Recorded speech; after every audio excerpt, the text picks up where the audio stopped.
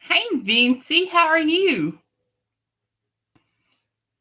I am reading. I'll read it to you guys in a minute. Let everybody get on here, but I'm reading something that my daddy just sent me about adult toys. Yes, my daddy just sent it. Oh, dad nabbit. How's your day going? Are you drowning yet? Have you developed flippers? It's Nina!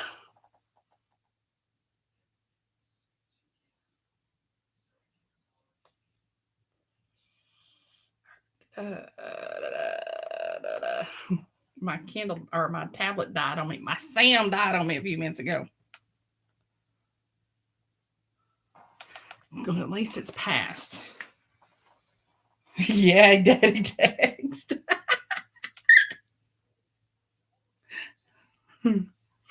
It's a joke. It's funny. It's not as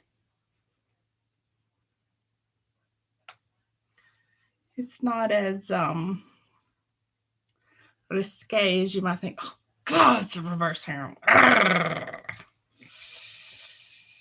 Hey, Lisa. Thank you. Thank you. Thank you. Thank you. This is all of my natural curl and glory.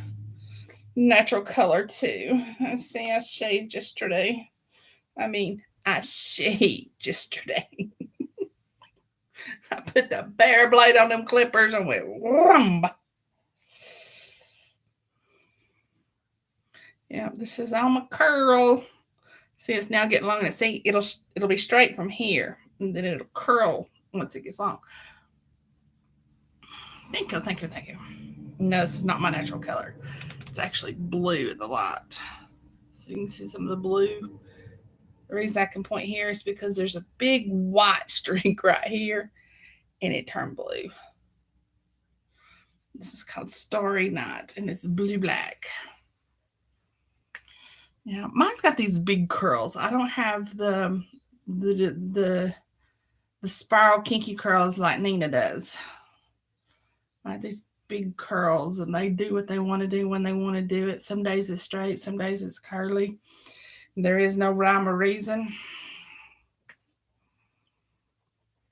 So yeah, it's kind of crazy. Alrighty, let me read this daddy text right quick before we get started on the book. Nina, did Clairissa say what she wanted me to read, or just start at the beginning and go through?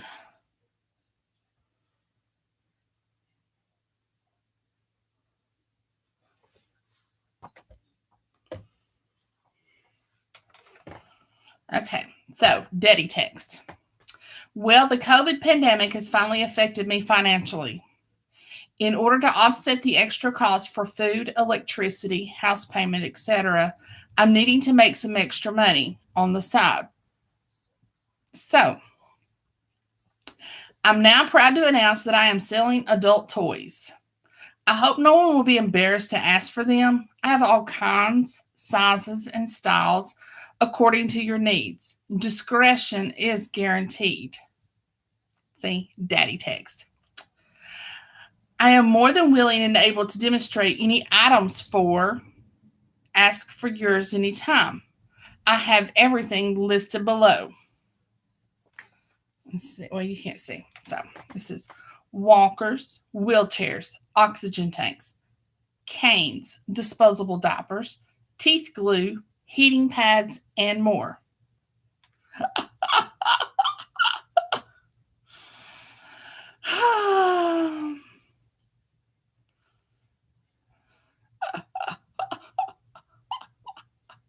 Please tell me you guys thought that was funny.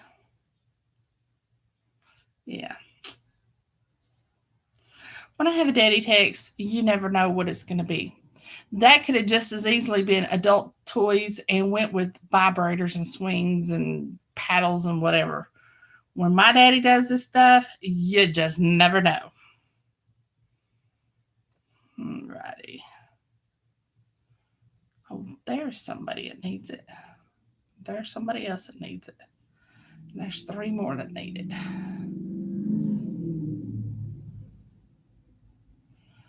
Alrighty.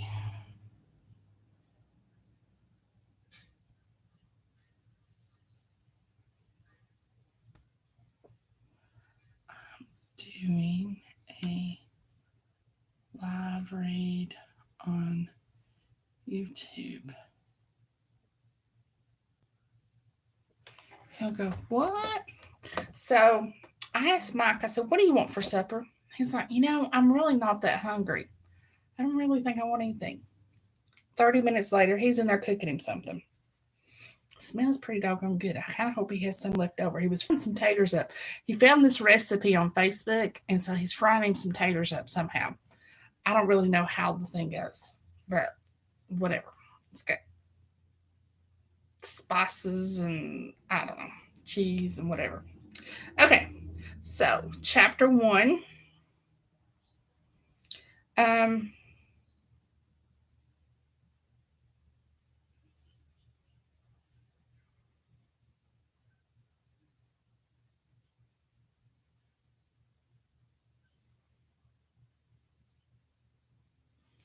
So,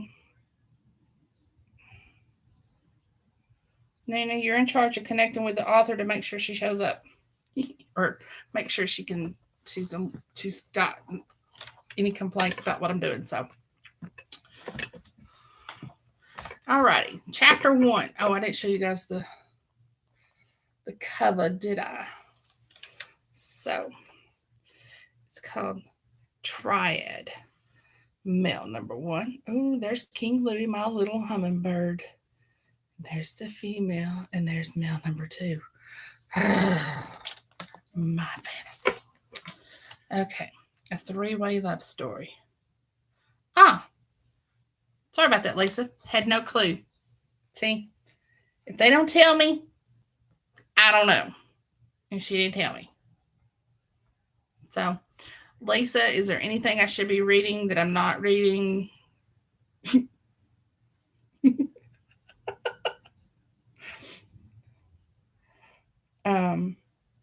It's kind of like when Nina shows up as Ori. Only about 4 of us know who Ori is.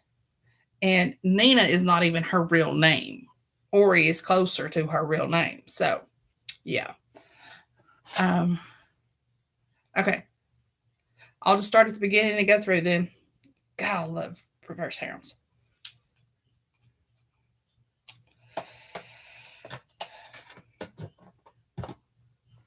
All right. Chapter 1, Joss. The fucking Beatles had it right yesterday. Love was such an easy game to play. Not today, though. Today, it just sucks. I fucking surrender.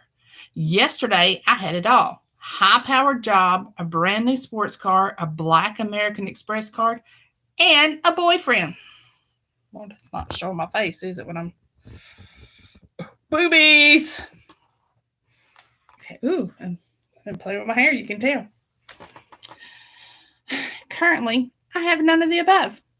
What I do have is the heel of my favorite 4-inch black leather power pump stuck in the mud. While trying to free my shoe from foul-smelling sludge that is holding it hostage, I end up falling on my fat ass in a giant mud puddle with a very unladylike and quite audible plop. You better have. If a bitch falls in a mud puddle and no one is around to hear it, does it make a sound? Why, yes, it certainly does. David Zimmerman was chief executive officer of Zimmerman Industries and my business partner and my lover. It wasn't a perfect relationship, but we were both workaholics, so it was convenient. I was the chief financial officer for Zimmerman. I had been there since the concept was born during our junior year of college, back when he was just my best friend. I loved his dry sense of humor and his passion for his endless money making schemes. I want to be a billionaire so freaking bad. Buy all of the things I never had. I want to be on the cover of Forbes magazine, smiling next to Oprah and the Queen. He would sing, "Just you wait and see." And I'm not singing, so don't even. Over cold beer and lukewarm pizza, we expanded on his concept for theft proofing retail products, and together after graduation. Why is my mouth having problems with this? I don't get it. We brought the vision to life. He was a creative genius and a true techie. I was the numbers, spreadsheets, and funding guru. I was there, though. I was there through the lean years when he ran the business out of his grandmother's garage and slept in her basement. We always referred to that as the top Raymond era, when we marveled at how far we had come. Yes, sleeping with your boss is a very bad idea, but we made it for work for 5 years. It was too easy since we were the best of friends, and friends make the best lovers. Or so I thought. I had broken up with my boyfriend at the time, and he had ended things with his high school sweetheart. Over 2-for-1 margaritas one hot and humid Taco Tuesday, he kissed me. More surprisingly, I kissed him back. We ended up in his bed that night like we had done 100 times before to cuddle and watch movies, but this time was different. The next morning when we climbed out of the bed, we just sort of settled into a new facet of our friendship that sated both of our needs for affection and contact. Perhaps we were just too lazy to climb out of it. 2 years ago, we moved into our dream house. Two kids who grew up mostly in trailer parks moved on up to a gated community. Two kids who went to school on a scholarship and subsisted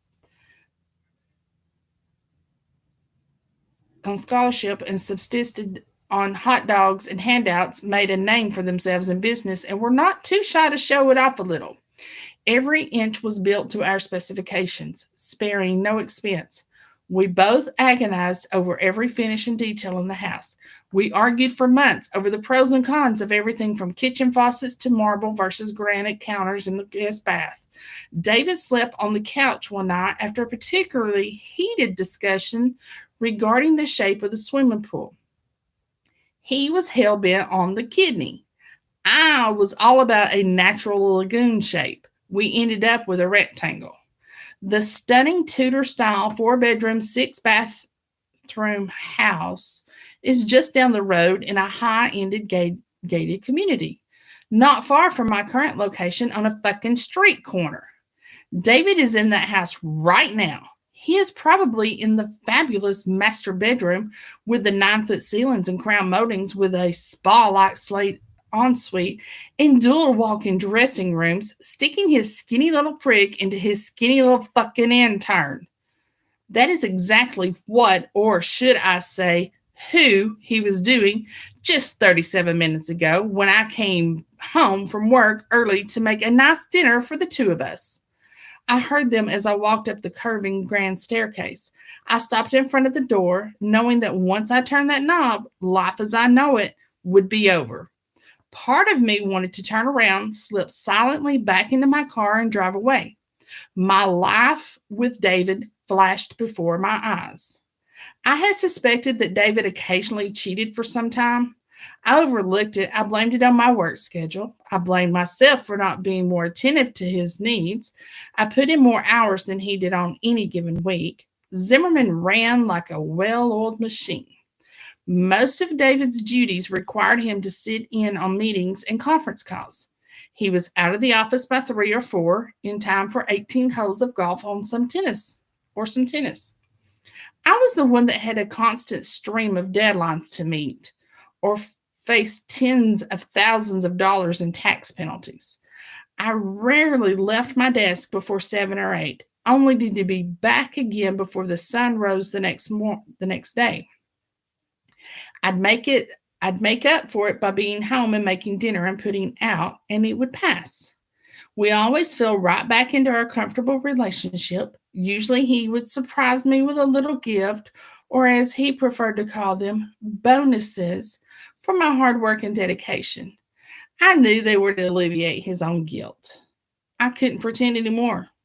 My hand was on the doorknob. I don't deserve this. I pushed the door just enough to see with my own eyes what went on right under my nose.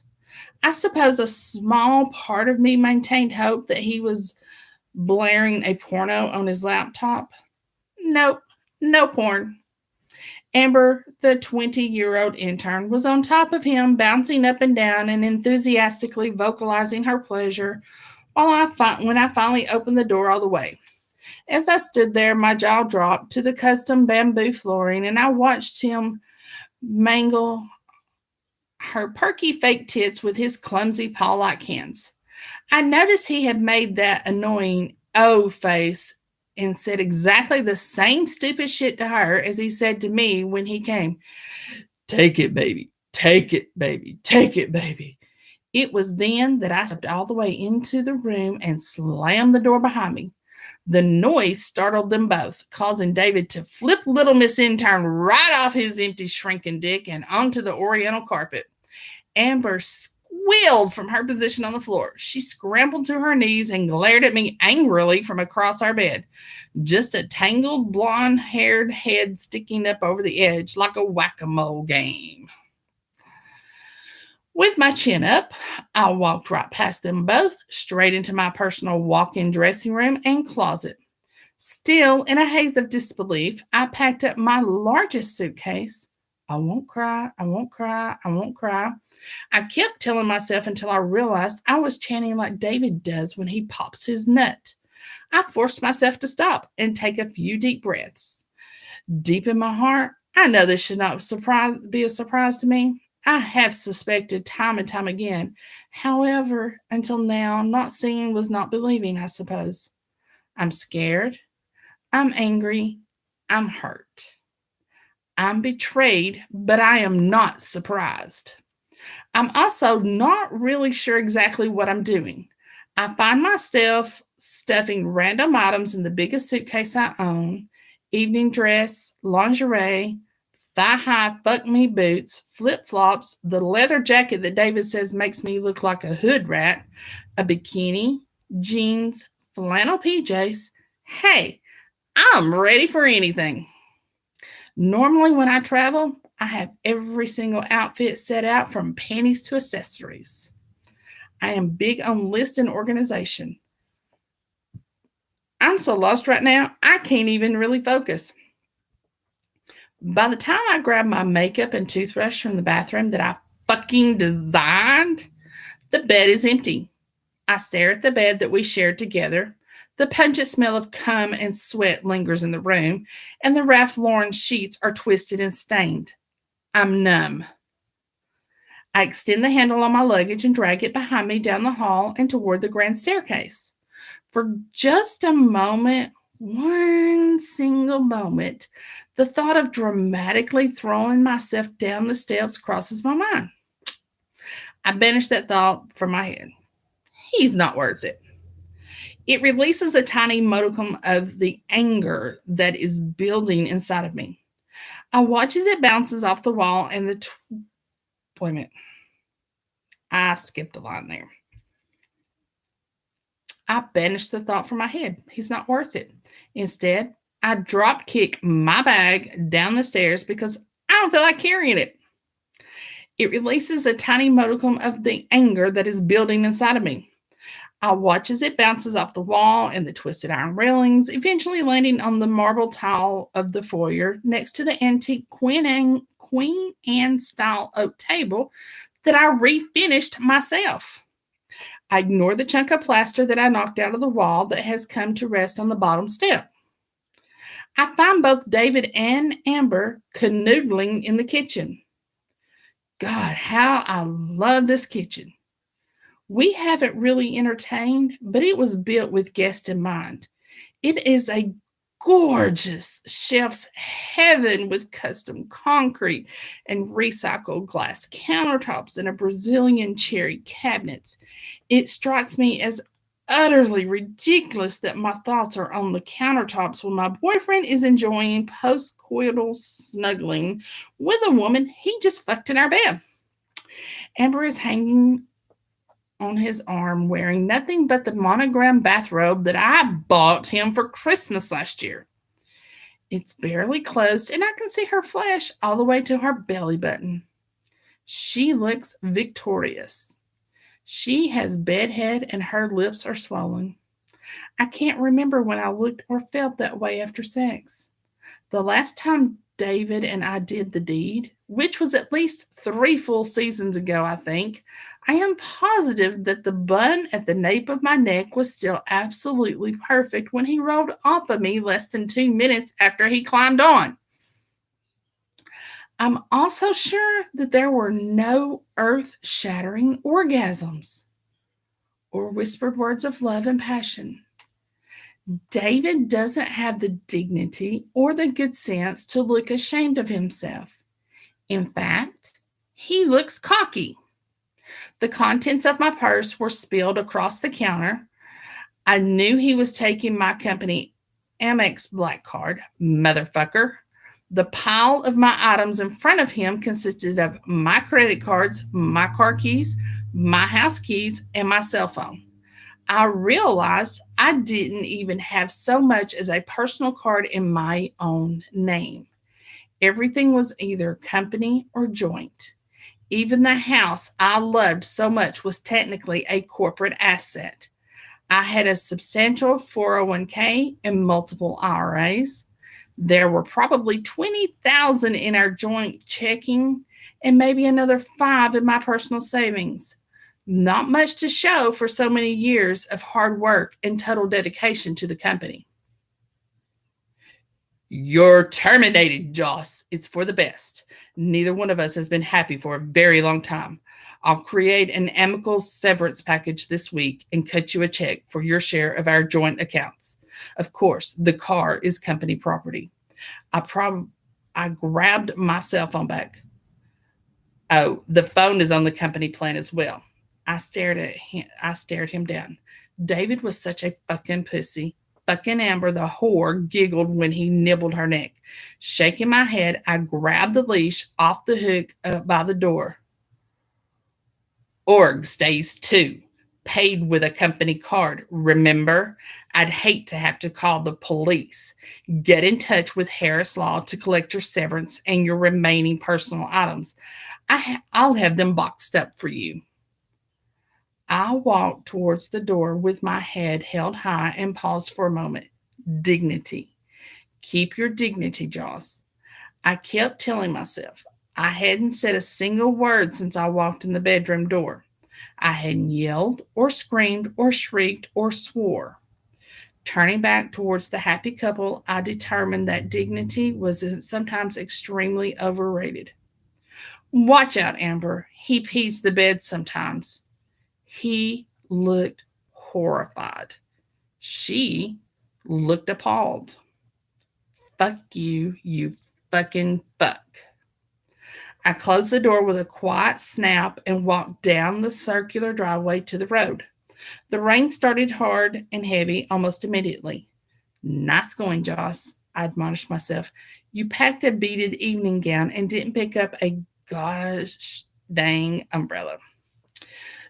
Turn towards the gated entrance to the community. I had no idea where I was going. Chapter 2. Mick. Wait, stop. Stop the truck. The brakes squealed to a stop, and the big flatbed fishtailed slightly in the torrential rain. Gray Cantrell managed to hold the big truck steady and avoid a crash. Luckily, the vintage motorcycle on the back was well tarped and tied down, and it didn't flip during the sudden screeching halt. What the fuck, Mick? Gray yelled, turning towards me in the passenger seat. Back up, back the fuck up, Gray grumbled under his breath but threw the truck into reverse and back down the road. Look, there by the stop sign. It's a body. I pointed to muddy easement on the side of the road. Sure enough, when the lightning lit up the sky, a feminine form was barely discernible.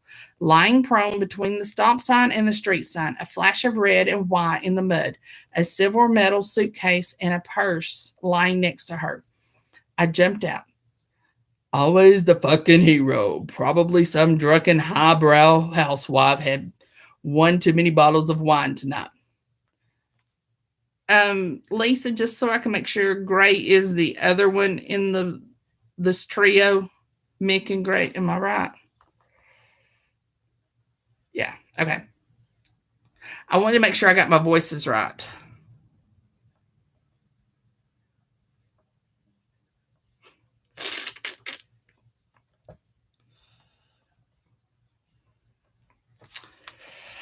Okay. Gotta get my voices right. I don't want to waste the good ones on peants. Ain't that right, Bincy Lou Who? Always the fucking hero. Probably some drunken highbrow housewife had one too many bottles of wine tonight. Gray mumbled to himself in the empty cab. The windshield wipers beat a steady rhythm on their high setting, but barely kept the glass clear enough to see through. It was a horrible night to be out driving around, and even more horrible night to be out of the warm, dry truck checking on a body on the side of the road. I have seen my share of corpses during my years in the service, but I had never seen one jump up and scream when I got close enough to check for a pulse. Jesus, lady, you scared the shit out of me. I thought you were dead. What are you doing out here? I'm waiting for God to strike me dead because it's all I have left to lose. You can be on your way. Don't come any closer. She dumped the contents of her purse into the mud and pulled out a small aerosol can, which was attached to a keychain, and took aim at my face. I have mace. I know how to use it. She looked disgusted and flung an earthworm off of her hand and into the road that was stuck to the little can. He held both hands up, open palms facing her in a sign of surrender. I thought you were dead. I just wanted to help. She sat up and started to sob, her face covered in both muddy hands and water dripping out of her knotted up hairdo. I lost everything in less than 5 minutes. I lost my job, my car, my credit cards, my boyfriend, and worst of all, my dog. That fucking bastard won't let me have my dog. What kind of a sick fuck keeps a girl's dog? I was never good with crying women. Like most guys, I have no idea what to do when the tears start flowing. I knelt down so we were eye to eye and tried to talk her into a soothing voice.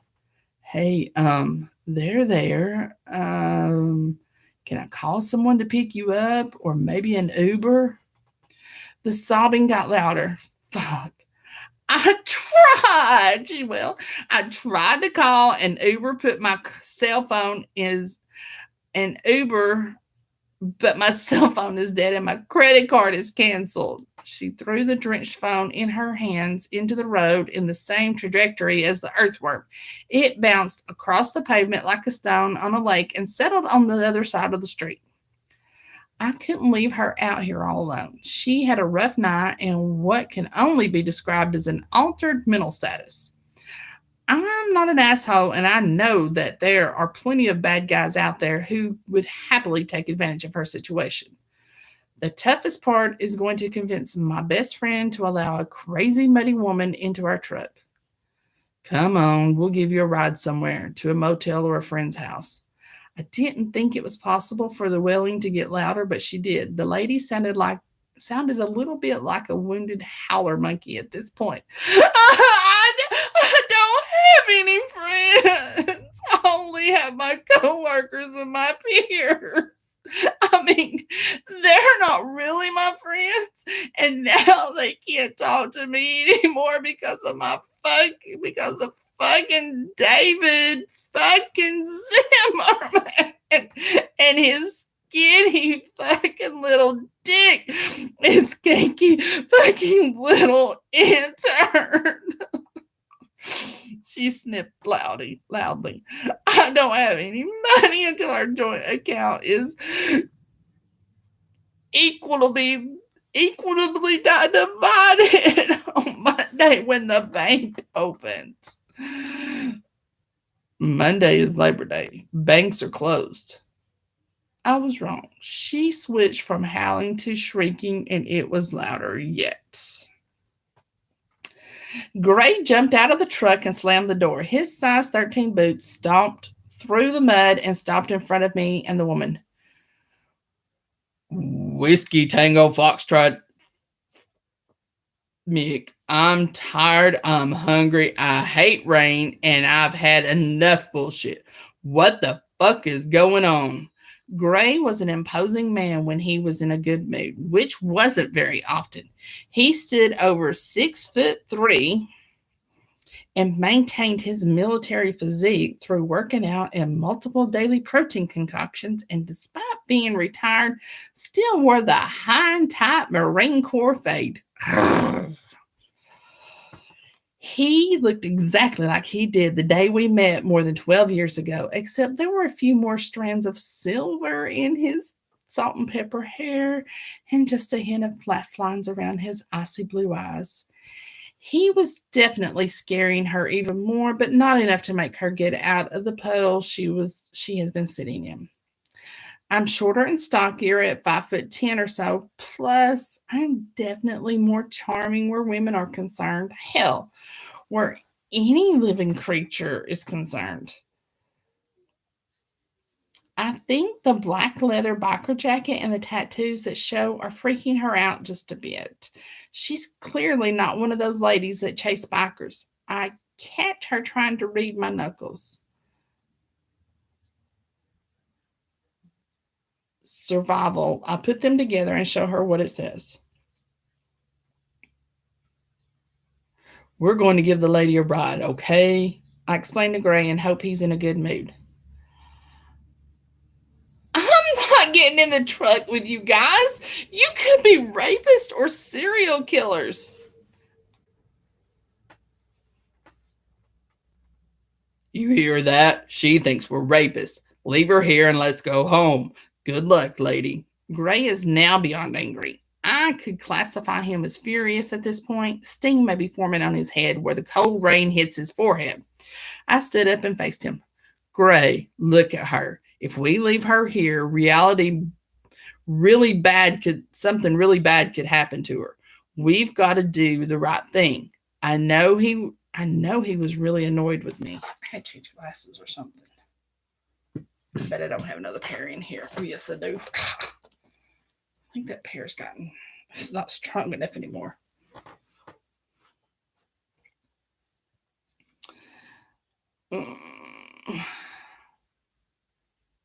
Gray, look at her. If we leave her here, something really bad could happen to her. We've got to do the right thing. I know he was really annoyed with me. I knew him well enough to read the look on his face. He also knew me well enough to know that I was a stubborn bastard and I wasn't giving in. Doing the right thing was his usual downfall. He always told me that the right thing to do is never the easy thing to do.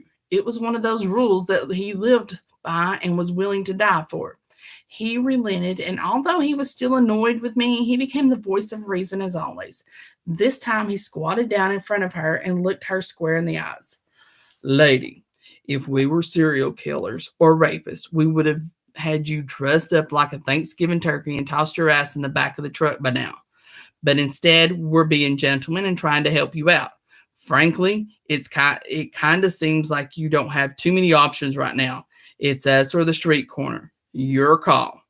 He held out a hand to her and stood up. She stared at me for a few moments through her dripping wet bangs and black trails of mascara rolling down her chin. She nodded and took his outstretched hand. I helped her pick up her very wet and meager possessions and stuffed them back into her handbag. Gray looked even less amused than he did before, but he picked up her big silver suitcase and tossed it in the cab behind the driver's seat. I helped her climb into the raised up truck and she slid over, the Hearst shifter bumping her thigh and pushing her closer to my side. Her skin was like ice, and I could feel her shivers through the fabric of my waterlogged jeans. All three of us were drenched and dripping now. The water pooled on the blue vinyl seats and the windows fogged up with the condensation. Gray turned on the heat and defroster to clear it out, and I reached in the glove box and dug out a few crumpled fast food napkins and one fairly clean red shop towel. I'm sorry, she sniffed when I handed them to her. She wiped her eyes on the napkin and blew her nose. I've had a really bad day. I came home from work early as a surprise and found my boyfriend fucking his intern in our bed. Kind of makes a girl lose her shit, you know? She tried blotting the water dripping off of her white silk blouse with the shop towel, but it left greasy tracks in the already wet and muddy mess. It was a lost cause. I stole a few glances at the tantalizing hint of her lace bra showing through the soaked fabric. Her rock-hard nipples hadn't escaped my attention either. What a douchebag. You want me to kick his ass? I was only half kidding. A guy like that needed a good ass kicking. That's sweet of you to offer. I might take you up on that one day. She sniffled a little and more and wiped her nose. He fired me. The asshole fired me. I've worked there since day one. Hell, I helped him start the company. Gray decided to join the conversation. Were you his secretary? Oh, hell no. I was the chief financial officer for Zimmerman Industries. I have a master's degree in business management and one in accounting. Shit, girl. With that much experience, you'll be able to get another job somewhere. Ha! Probably not. I signed a non-competition contract and David will blackball me with all of our business associates. I know that he'll let the word spread that I was terminated. I'll end up doing taxes at a senior citizen center or maybe counting out cash registers at the Walmart. Sounds like a great guy, this David. David is a pretentious bastard. I should have ended it years ago, but I loved my job and knew I'd lose it if I left him. I'm not sure if she was trying to justify her actions to us or to herself, but she just kept talking. It's not like we actually spent quality time together or had sex. We just lived together. But you were engaged to him. You were going to marry him? She didn't answer that question, and we sat in awkward silence for a few moments. The only sound was the rhythmic swish of the wipers. Gray jumped in again. What the hell kind of job is worth fucking someone you don't really like? She really thought about the question, and her forehead furrowed. She opened her mouth twice to speak and closed it again both times. She frowned and started to speak again. Well, then stopped. A good 5 minutes of right and long silence had passed when she finally responded. None. I guess no job is worth that. I'll miss my dog. I'll miss my BMW. Currently, I miss having dry underwear, however. I don't think I'll really miss David Zimmerman at all. It's funny you say that because when I was packing and leaving, I wasn't thinking about him. I was thinking about losing our home. I was thinking about losing my credibility and the respect that I earned in the business world. Gray is always the voice of reason, I explained to her. She nodded her head. I'm Joss, by the way. Jocelyn Hamilton. We shook hands.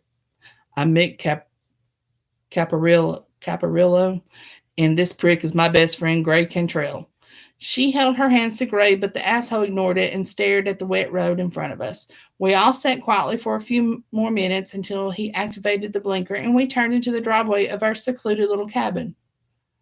Whoa, wait a minute, boys. Where are we? The panic was back. I guess I probably should have explained where we were going, and I frankly didn't think that Gray would actually let this possibly crazy but definitely hot woman into his sanctuary.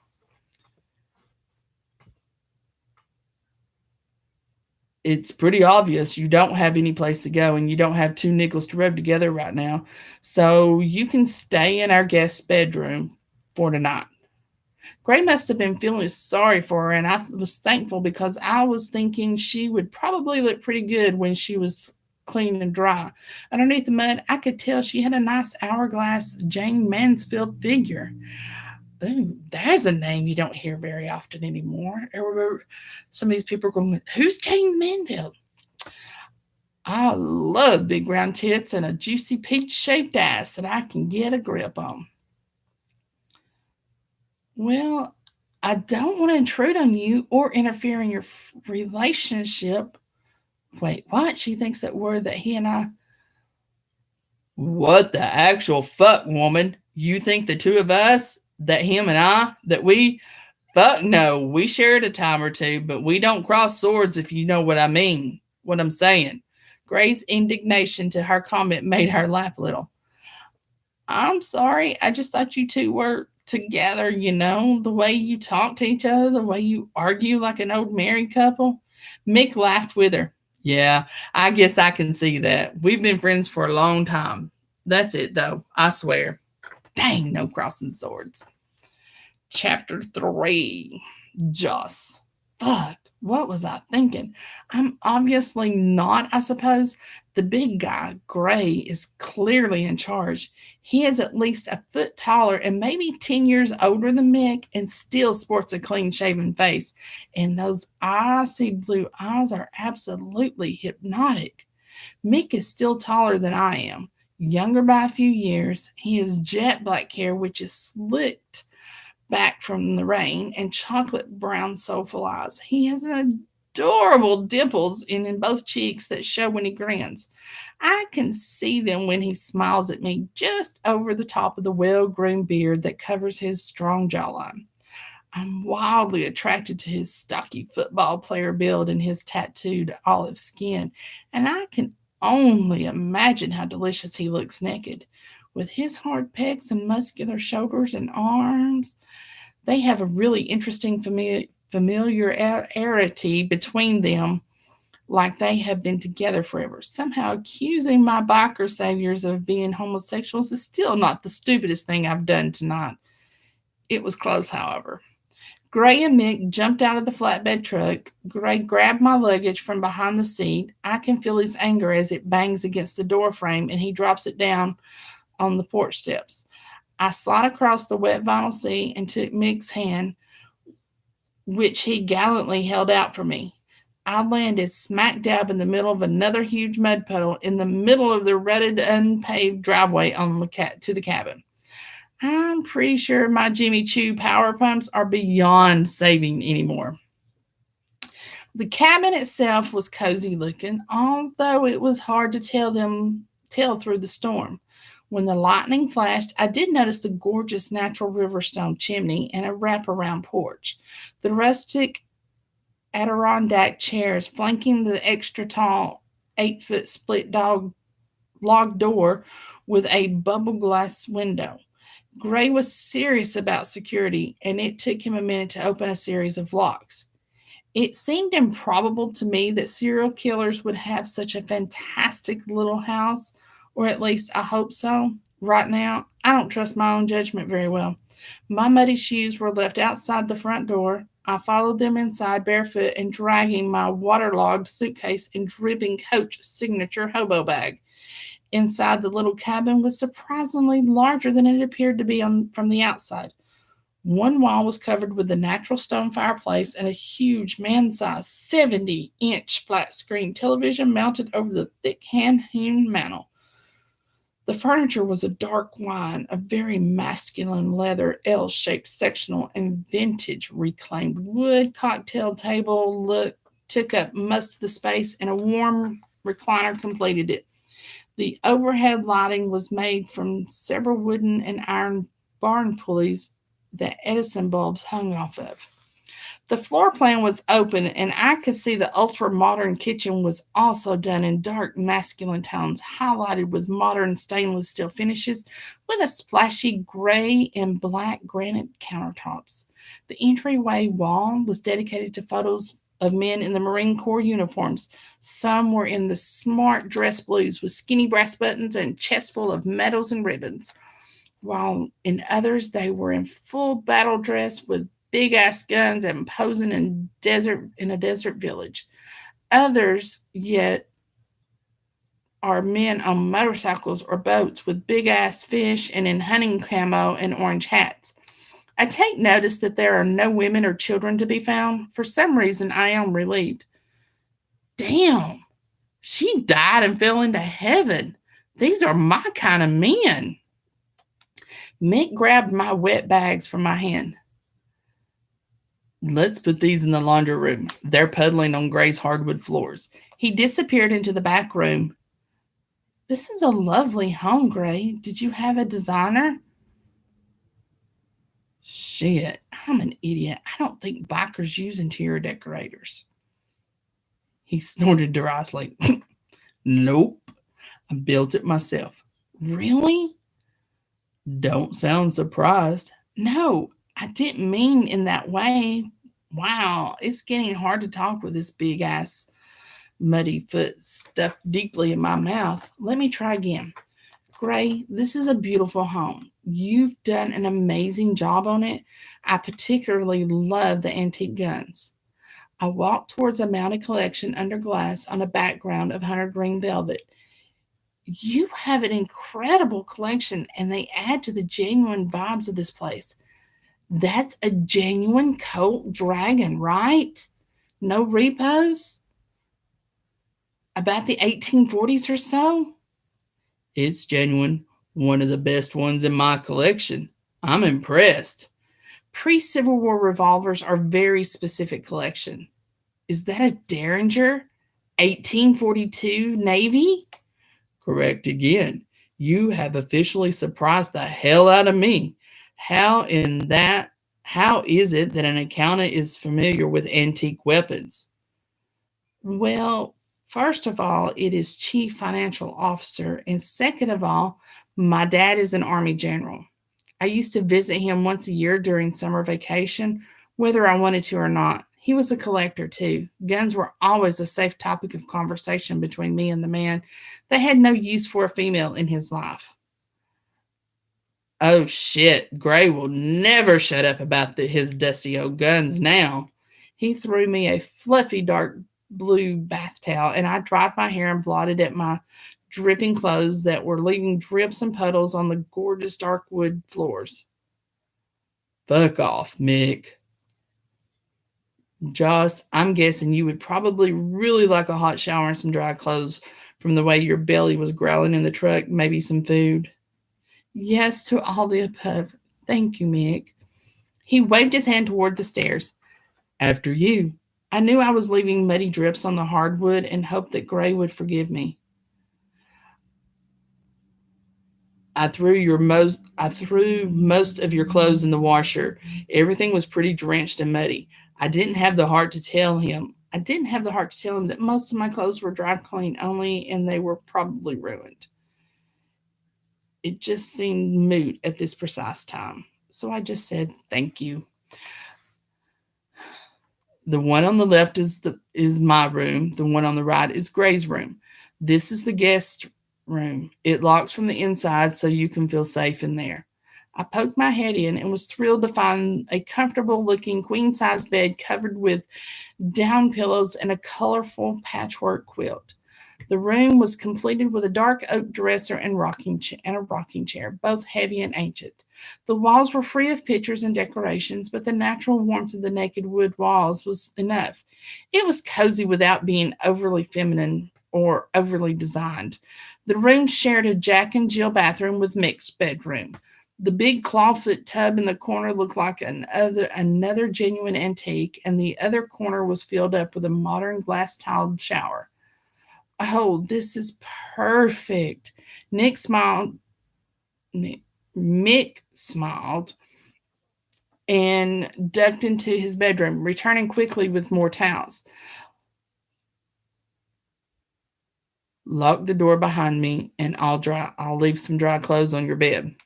I locked both doors and stripped out of my soaked clothes. Even my panties were swamped from my puddle diving debacle, and I am sure there is mud in my ass crack.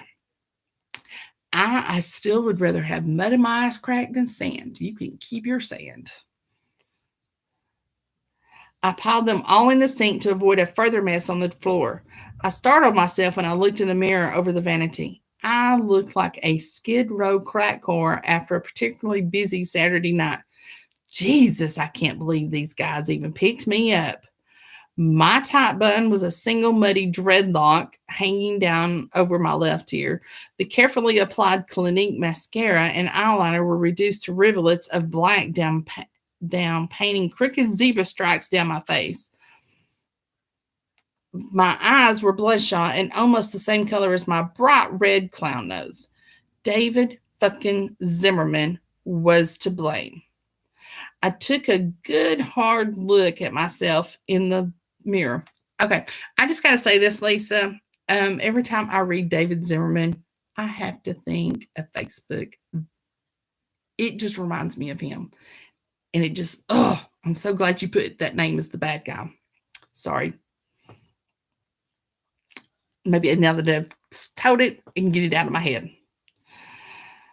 I took a hard look at myself in the mirror, staring at the unrecognizable mess of a woman that was staring back at me, and I realized that I was equally to blame for my misfortune. I mean, I didn't stick my wiener into the intern, but I certainly didn't do much to hold on to my relationship. And if you can even call it that, I dove headfirst into the company and my career. My mother used to tell me that I was like a hound dog with a new bone. When I get my sights set on something, I miss her. She's been gone for more than 10 years, but I still wish I could pick up the phone and hear her voice. The hot water washed away more than the mud and chills. It washed away most of my anger. A hot shower, a ton of shampoo, and some deliciously spicy smelling and very masculine body wash was exactly what I needed to get my head on straight again. By the time the water ran cool, I had made a conscious decision to rebuild my life under my own terms. I found a blow dryer under the sink and dried my straight chestnut hair. I hope Mick doesn't mind me using his hairbrush and that I also borrowed just a touch of hair mousse that was sitting on the counter.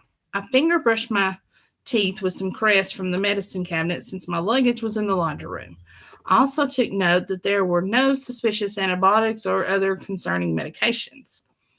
After unlocking both doors, I am thrilled to find a pair of Marine Corps boxer shorts and a Harley t-shirt on the bed. Bless his heart, Mick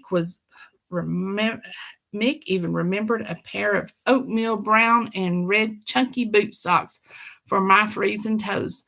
The whole outfit was way too big, but it was warm and dry. I guess I'm going commando. I tied the t-shirt in a knot over my left hip bone and folded down the waistband of the boxers twice, which made them super short and resting on my hips and somewhat ample ass. At least I was clean and presentable. I realized that I hadn't eaten since breakfast when my empty tummy left out a more urgent growl. I headed downstairs following the delicious aroma that was beginning to waft from up the stairs. I noticed that the muddy drips I had left on the floor had already been cleaned up. Mick was at the stove. The smell of pan-frying beef burgers slapped me in the face and made my stomach freaking snarl with the need to be filled.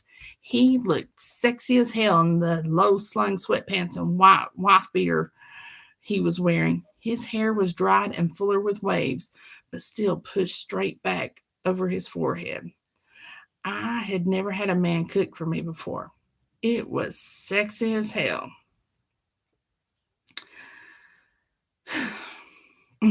Yes. Okay, where was I? The adorable dimpled smile he shot me over his shoulder would have made me my panties dampen, if I had any on. I sat down at the breakfast bar and took the opportunity to openly stare at his intricate tattoos that were left uncovered by the thin fabric. The ribbed tank did absolutely nothing to conceal the ripples of his rock hard abs and the outline of even more ink. One entire arm was covered from wrist to shoulder, and it spilled over onto his smooth pecs and part of his neck. It seemed to be one giant homage to the military and motorcycles. All righty then. That's it for now. What do you guys think? Lisa, don't get perturbed or anything by these numbers. If you'll check back with me, if you're curious about how many see it, check back with me tomorrow and I can give you live numbers. When we post this, people come back and they watch it. Not everybody watches it at the same time, so they don't always comment, but they do watch it. This number may triple, so who knows? It may still come back. So, alrighty. So tomorrow night is. Oh, wait a minute, Lisa. If you can tell us where, how much, links, and all that. That would be awesome. I got it off of KU, so I know it's on KU. And let's see. I'm going to have to finish that book. Yeah. Oh, I figured it would get spicy in a few more chapters. That's the reason I give people the chance to tell me what they want me to read. Some want me to start at the beginning. Some beginnings start off slow, so they want me to jump ahead of that. This, I think, was good because it laid down the baseline of how she met them and what happened that made her so bitter. So I like the way it was set up. Even though I didn't have enough time to read on to the juicy part, that'll give these two here a reason to go back and get the book so they can read it. So tomorrow night is The Perfect Gentleman by, I forgot. Who was it by? I had that one. Did I not put it in there? All right, girls, help me out.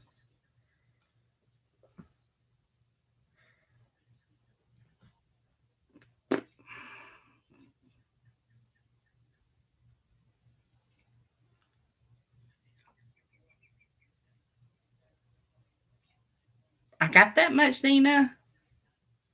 By Delaney Foster. Okay. By Delaney Foster. That one's going to be a good one, too. So, go read it. Go get it. Go read it. Leave a review. Lisa, if you don't see a review from me anytime soon, don't panic. I only have like 50 books started because I never get to finish them.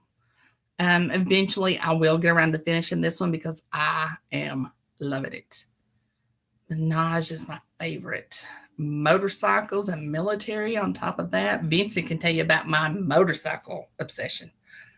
Give me some tats and some bikes. Yaza.